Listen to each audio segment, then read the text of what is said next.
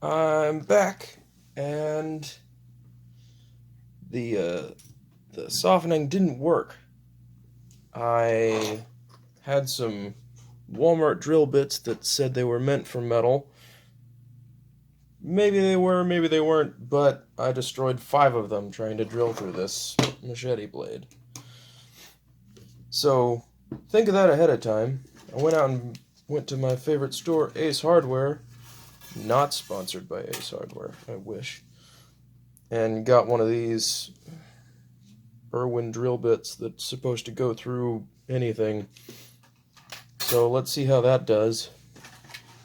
I'm just using 3-in-1 oil right now as my lubricant. My nephew's off to the side making noises. Let's see what this does right here.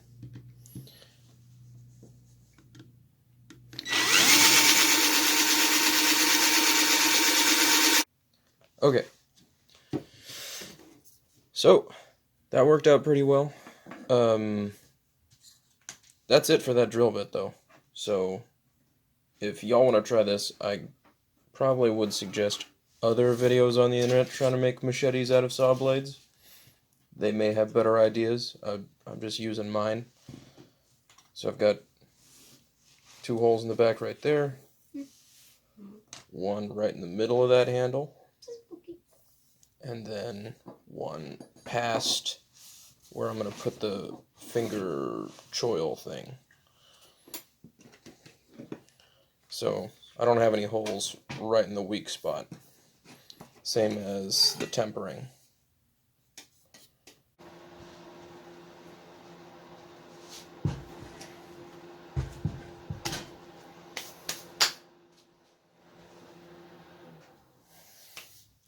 Okay. This is an oak branch off of a tree I helped process a while back, and I'll try and make my handle scales out of that. Let's see.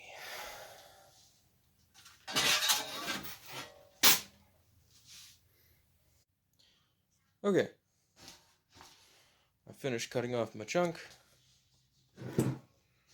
and I need to take this immediately outside because it is totally infested. I knew that, that's why I kept it outside in the first place. Huh. I wonder if it's actually feasible. Maybe. Those nunchucks look pretty cool. We'll see about it. See if I can find a piece in that that's actually good. Oh my god. Okay. So I think what we need to do is just go straight across, and there's a bug spot right there, right there. There. It's like 2 eyeballs. And that's about it. So I think I'm just going to cut this whole side off. I found a 1-inch chisel that I bought from Walmart a while back. So I'm going to try using that. Did I sharpen this? Yeah, I sharpened this. The edge was terrible when I got it the first time. So we'll try that and see what happens. I used to have a mallet. I don't have a mallet. Except for that big train track one.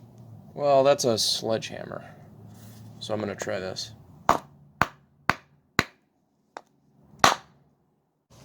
Alright, I'm back. That was way more trouble than I thought it would be. I have split it successfully.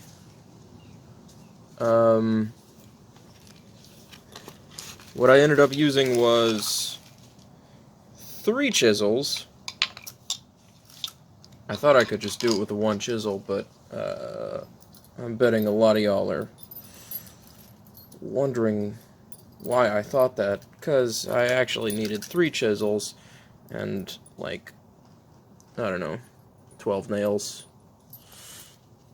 So, really all you do is you make your line all the way around the block of wood you want to split, and then put a bunch of nails in it and hammer those in evenly along all the sides.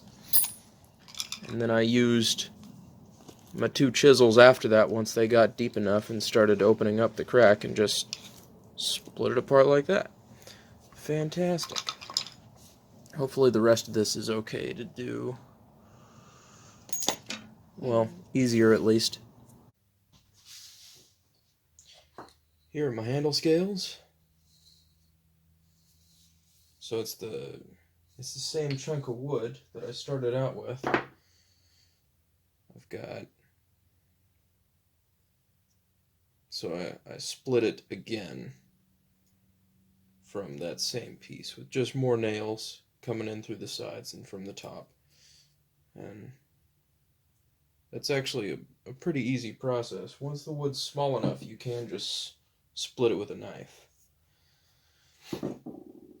But after that, I figured out that there are still living insects in this wood, so I went and I cooked it in a toaster oven for like 2 hours at like 300 degrees or so.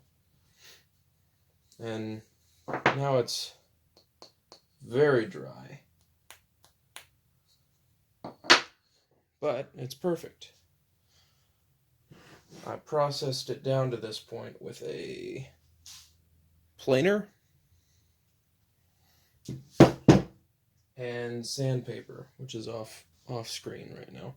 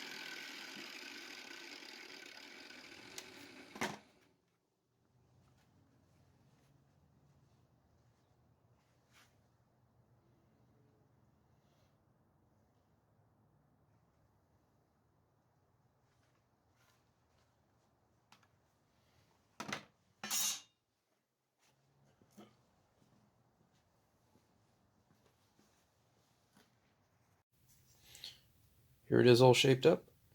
I did not do all of that with a file. I had help from a Dremel with a cutoff wheel for this part. The longer I do this project, the more I realize that saw blades are ridiculously tough. So the handle shape is finished up right now, and now all I need to do is finish up the handle scales. Okay, there's the handle all epoxied up. Feels great. Don't have an edge on it yet, because that's the last thing I'm going to do. I've started polishing the blade a little bit. I think I'm going to stick with that. I stopped at 220. That's an incomplete run, you can probably tell. I had, what is this? 120 grit belt. I went over it with it first, just to get rid of the tarnish and stuff.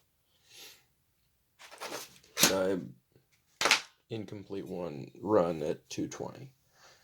So, now that the handle's all epoxied together, I'm actually going to try and burn this to make it look cool. I'm not worried about the epoxy. I mean, besides the stuff in the pins, but I've peened the pins a little bit so it shouldn't have them slide around. And I shouldn't be putting that much heat into them anyway. So, here we go.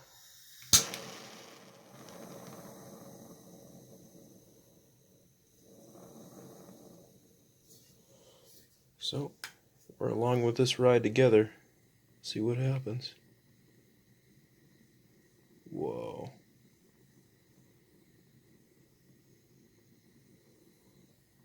Ooh.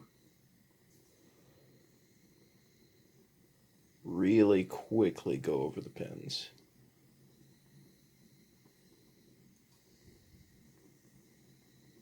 Dump as little heat as possible into it.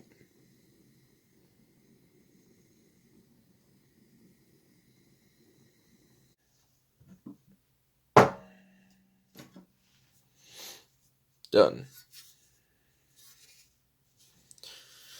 I don't know how the epoxy held up. However,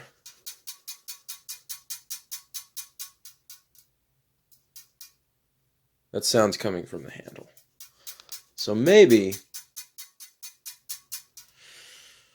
don't scorch the handle when you've put it together with epoxy. However, I did put the pins through, so I think it'll be fine. Oh my gosh, focus, dude. I don't care. Just focus. There we go. But for the fun part, I get to... Ooh, yes.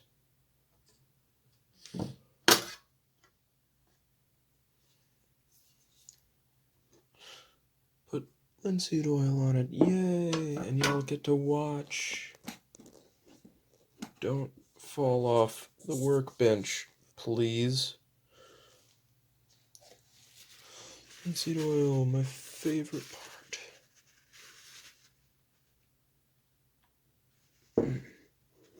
Too much linseed oil. Oh well. Put some on the blade too. I haven't seen it. I haven't seen it. I haven't seen it. I haven't seen it. Yes. I still actually haven't seen it because I'm looking through the camera. That's the best part. Because I don't know what it looks like.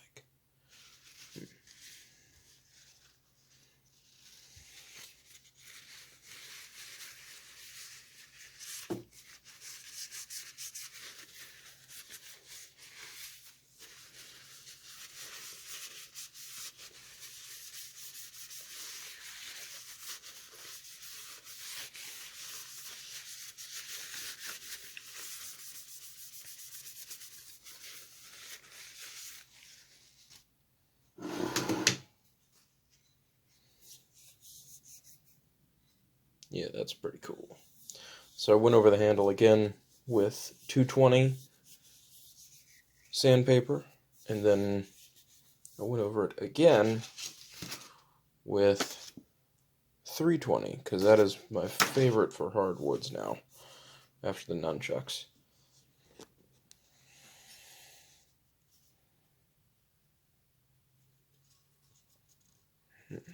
On camera that looks a little dry, but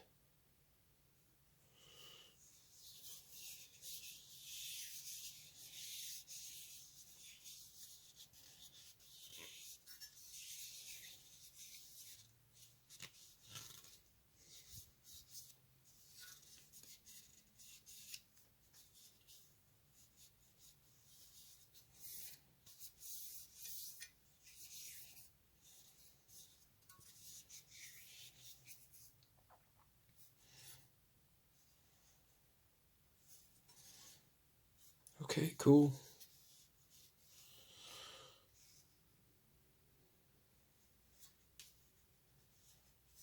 That's fantastic.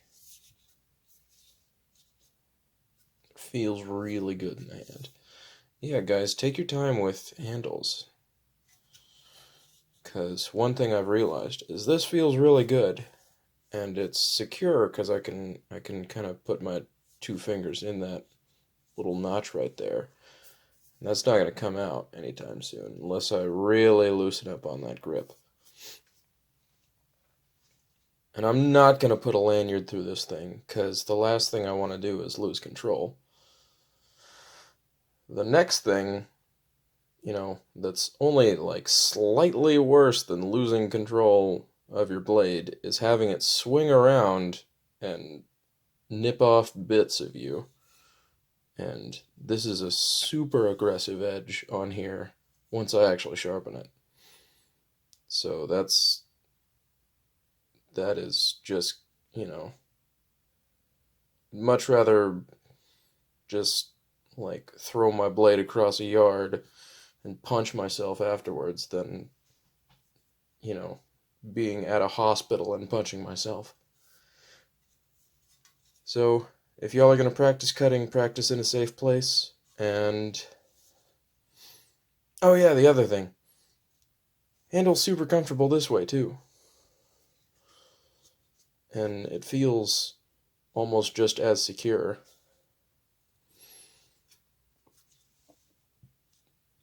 So that's something I'm gonna